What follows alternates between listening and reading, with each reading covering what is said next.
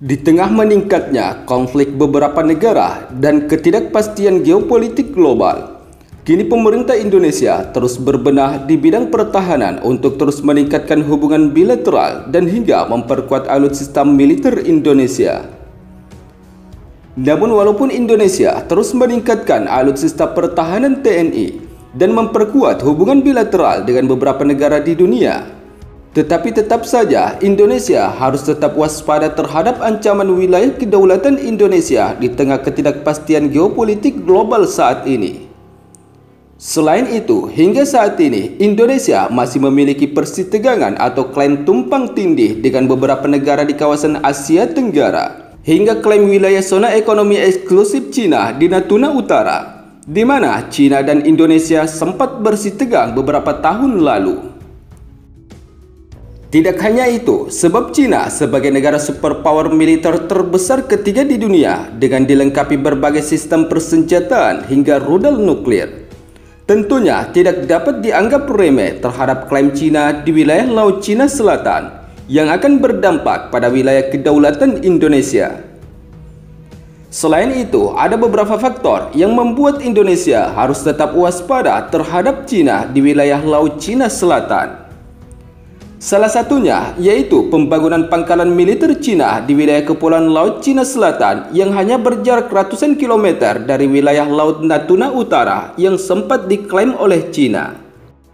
Selain itu, di tengah meningkatnya ketegangan di wilayah Laut Cina Selatan antara Cina dengan beberapa negara di kawasan Asia Tenggara dan hadirnya pangkalan militer Amerika Serikat di negara Filipina, tentunya dapat mengubah peta politik yang dapat berujung pada pengerahan alutsista militer Cina dan Amerika Serikat di wilayah Laut Cina Selatan. Ketegangan di wilayah Laut Cina Selatan dan hingga memburuknya hubungan militer Cina dengan Amerika Serikat sebagai negara yang sama-sama memiliki rudal nuklir tentunya akan berdampak pada negara-negara di kawasan Asia Tenggara dan hingga Indonesia. Karena hal tersebut, sehingga baru-baru ini Menteri Luar Negeri Indonesia, Retno Marsudi, mengajak negara-negara ASEAN untuk meningkatkan upaya pelucutan senjata nuklir. Hal itu ditegaskan oleh Menlu Retno Marsudi saat berbicara dalam forum SDS Asia Nuclear Weapon Free Zone Commission di Vientiane dan Laos. Selain itu, Menlu Retno Marsudi mengatakan bahwa keluarnya banyak negara dari perjanjian internasional tentang produksi senjata dan ancaman nuklir akan membuat jatuhnya cita-cita dunia bebas dari senjata nuklir.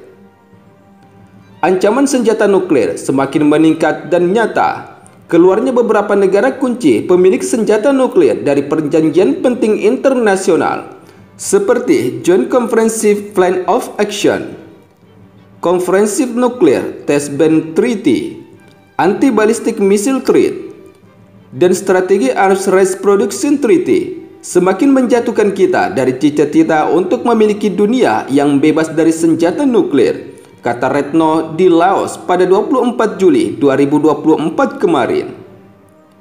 Adapun negara-negara yang dimaksud yaitu seperti Amerika Serikat dan Rusia yang sama-sama keluar dari Perjanjian Larangan Uji Coba Nuklir Komprehensif atau CTBT, Perjanjian Anti Rudal Balistik atau BF, dan Perjanjian Pengurangan Senjata Strategis atau START. Menurut Menlu Retno Marsudi, bahwa komitmen Amerika Serikat dan Rusia dalam pelucutan persenjataan nuklir kian nyata memberikan dampak negatif bagi stabilitas di kawasan Asia Tenggara. Dan Menlu Marsudi berharap agar negara-negara ASEAN dapat tetap berpegang pada pendiriannya untuk menjadikan kawasan Asia Tenggara sebagai kawasan bebas senjata nuklir. Selain itu, Indonesia menyambut baik digelarnya pelatihan antara ASEAN dengan organisasi internasional untuk pelucutan senjata nuklir di Amerika Latin, Karibia, dan Opanal pada Mei 2024 lalu. Sementara di sisi lain, berdasarkan sumber media informasi militer terkait lainnya, beberapa media menyebutkan jika hubungan Amerika Serikat dan Cina yang sama-sama memiliki senjata nuklir terus memanas, di mana Cina kembali menyetop pembahasan hubungan kontrol nuklir dengan Amerika Serikat. di mana sebelumnya Beijing telah menghentikan pembicaraan tentang kontrol senjata dan proliferasi nuklir dengan Amerika Serikat sebagai protes terhadap penjualan senjata Amerika Serikat ke Taiwan, pulau yang diperintah secara demokratis dan bersekutu dengan Washington, Amerika Serikat yang diklaim China sebagai wilayahnya. Keputusan penghentian pembahasan kontrol nuklir Amerika Serikat dan China ini diumumkan oleh Kementerian Luar Negeri China pada Rabu 17 Juli 2024 kemarin dan sekaligus menghentikan pembicaraan awal tentang senjata nuklir di tengah ketegangan yang semakin meningkat antara China dan Amerika Serikat. Bahkan ketegangan antara Amerika Serikat dengan China ini terus meningkat, di mana kedua calon presiden Amerika Serikat saat ini juga menyerukan peningkatan pembatasan perdagangan dan upaya untuk menahan pengaruh China di wilayah Asia Timur. Di mana sebelumnya Amerika Serikat dalam mitra internasional utama Taiwan dan menjadi negara pemasok senjata terbesar.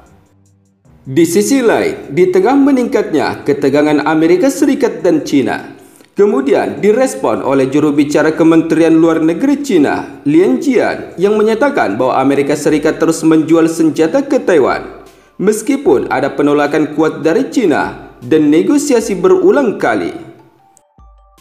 Karena hal tersebut, akibatnya pihak China memutuskan hubungan untuk menunda diskusi dengan Amerika Serikat tentang putaran baru konsultasi mengenai kontrol senjata dan non-proliferasi. Tanggung jawab sepenuhnya ada di pihak Amerika Serikat.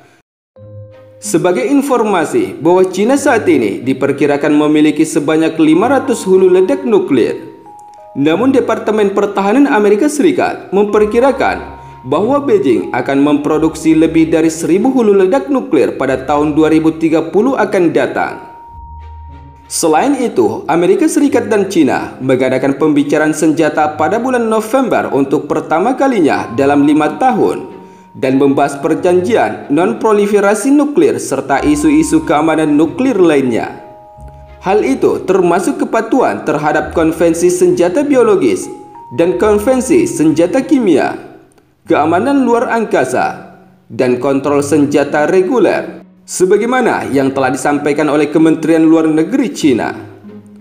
Sementara itu, di tengah memanasnya situasi antara China dengan Taiwan dan berubahnya peta perpolitikan Amerika Serikat sebagai negara pendukung terbesar untuk Taiwan, calon Presiden Amerika Serikat, Donald Trump, telah memberikan sinyal bahwa dukungan Amerika Serikat untuk Taiwan mungkin akan datang dengan harga yang lebih tinggi di masa depan, dan menghindari pertanyaan apakah Amerika Serikat akan membela Taiwan jika terjadi invasi oleh China.